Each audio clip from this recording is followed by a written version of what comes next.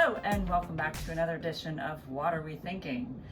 One thing that is just always on top of mind when living on a boat, living in an RV or van, or even a small apartment is storage. Storage.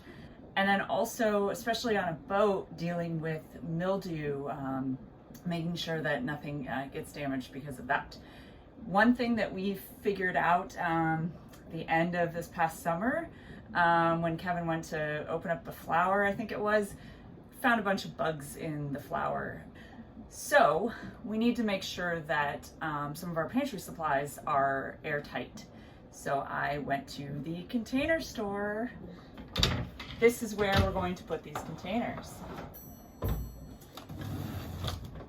Down in this bottom shelf, it's a deep shelf, oatmeal and different grains and flour and sugar and things like that. So I went and I got some containers that will fit in this drawer and we're gonna refit it. This has been fabulous. We also got this from the container store. I'm not being sponsored by them. This has been just amazing, giving us so much space. Over here, doesn't really work well. We have jars of vinegar, we have our SodaStream CO2 cartridges, we have cleaning, brooms and a vacuum, and it just sort of jumbles together. So I'm going to sort of modify that to create a better system for storing stuff in that area too. Now, what containers did I buy? Well, I went and, it's a container store. They have many options, but I had no idea that they made their own brand of kitchen containers. And these were next to the OXO brand ones. OXO makes everything fantastically. So a lot of times I will buy their stuff, even if it's a little bit more money. But I compared the quality and these just seemed great for what I needed. And I saved a few dollars on that. This one is the Turn and Seal food storage in 74 ounces. This one is the Turn and Seal food storage in 14 cups. This is where things got really annoying. This is the medium modular canister in 1.7 quarts. If you're going to sell containers all together, please use the same type of measurements. It makes it a lot easier to sort of figure out, because then I was comparing to the OXO ones and sometimes they were using liters, quarts, cups. It was a mess. The good thing about these ones is they have a locking mechanism to help suck the air out and keep it really nice and tight, which will help keep bugs away from the flour and the oatmeal and such.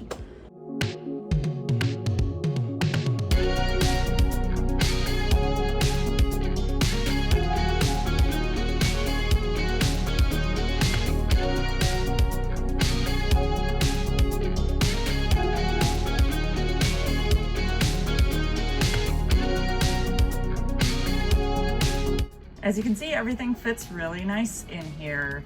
These are the smaller containers, two on top of each other, and then here's the larger one, and then these other types here. And then there's still room for a few other things in here that aren't gonna go in containers because not everything is exactly the same, so we have different size things that will come in and out, but I think it's gonna work well.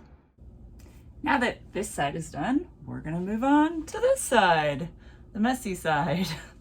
I went ahead and I got some command hooks. This one is made for brooms. So it works really well to just snap your broom in here. Voila. And then I put another hook in the back to hang a duster.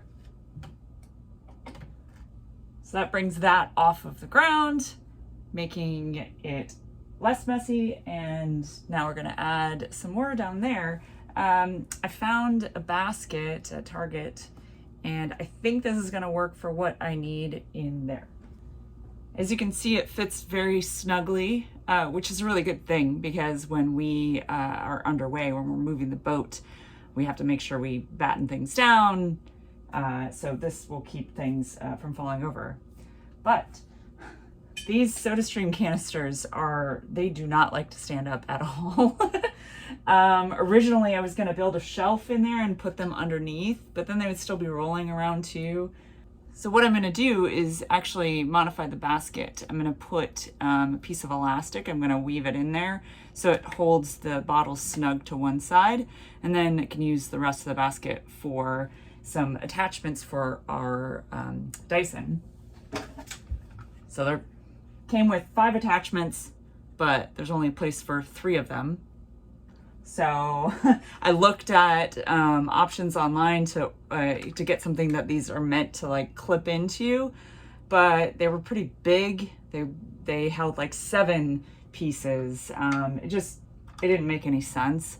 Plus I don't really want to screw too much into the walls here. They're pretty thin.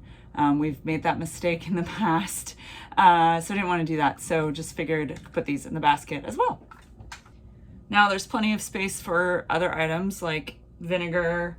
We did have a plunger in there before, but kind of thought that was a little unsanitary. I mean, it was wrapped in a plastic bag, but I moved that to our aft bathroom instead.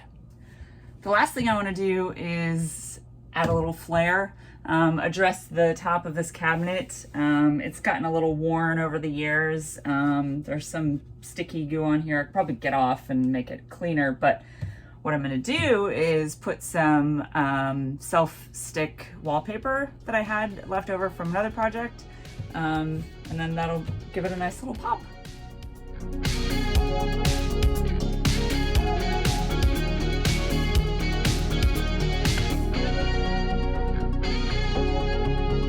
I think it looks pretty nice, if I do say so myself. I didn't have a piece that was long enough to reach the back, but I think I did a really good job of matching seams between 2 pieces. Plus there's gonna be stuff on here you're never gonna notice. Well, there you go. I put everything back here. This soda stream, obviously it's pretty old. It was white, it yellowed. I think I might spray paint it at some point when it's a little nicer out. Make it look fun and new. I haven't really decided the best way to hold, bags of chips and nuts and things like that up here. If you guys have any suggestions, please put them in the comments.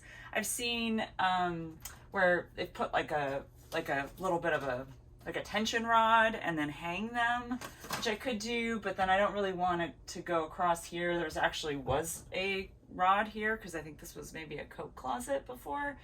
But that just gets in the way of the vacuum and everything. Thank you all for watching. Please like and subscribe. We love reading all your comments, and we will see you next time.